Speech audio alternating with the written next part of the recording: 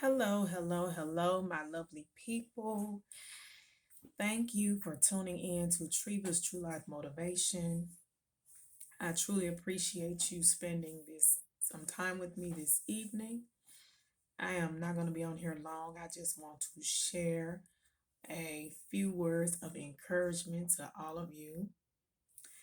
Um, so many of us, are just handling and managing multiple tasks and responsibilities in our lives. Some of us are doing way more than we feel like we can handle. We are um, just don't even know how we're going to finish, or at the end of the day, we don't feel like we finished, um, just a number of things that we really need to do. And a lot of us, this has been our life and our weeks for a while. We're trying to figure out how is this going to get better? How is it going to end? How can this become more manageable? And I would just like to say to you today, stand. I was listening to Donnie McClurkin's song Stand, and that's where this message was inspired from when I was listening to that in the car today. Stand, he said in the song, stand when there is nothing left to do, you just stand. Many times we try to do all we can, we try to fix everything, we try to solve uh, many of our problems, which that's what we're supposed to do. When we're faced with something, we do have a responsibility in doing our part to get a solution to that problem. But my word for you today is some of you have done everything you can imagine about some things in your life. You have tried this, you have tried that. You have exhausted every measure that you possibly can think of to solve that or both of those problems. And yet you still look and find the situation the same, or it hasn't made much progress with all the thinking and planning and logic and all the things you've done or bought or um, all the research, all the Googling, you still are facing that same problem. My word for you today is stand. When you don't know what else to do, just stand. There's a scripture in the Bible that says that God's strength is made perfect in our weakness.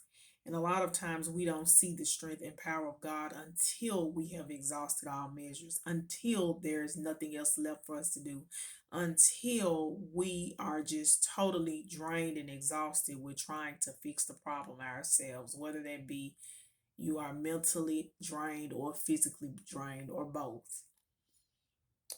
And my word for you today is stand. Many of you, if you haven't heard the song, you can look that song up by Donna McClurkin. Stand. It's a beautiful song. When there is nothing left to do, just stand. And my words for you today is stand.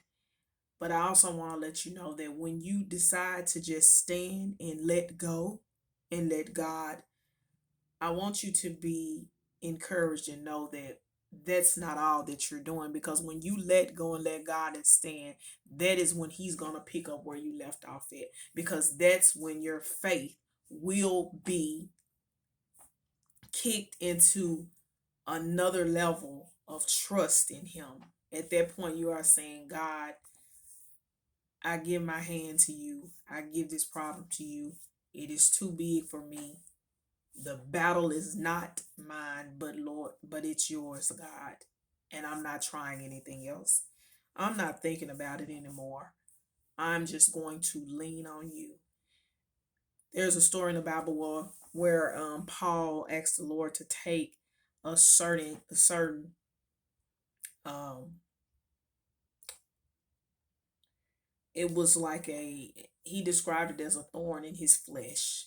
But whatever it was, he was suffering with it, and he asked the Lord, would you please take this thing from me? And God's answer, after he asked him 3 times, was, my grace is sufficient. He did not take it from him, and he did not tell him yes he would. He said, my grace is sufficient. That's another word I have for you today. While you're standing, remind yourself, and let me remind you, that God's grace is sufficient. Whatever that is that you're facing, whether it stops, ends, whether it is over with today or tomorrow or not, God's grace is sufficient to get you through that. You must believe that you will see the good in the land of the living.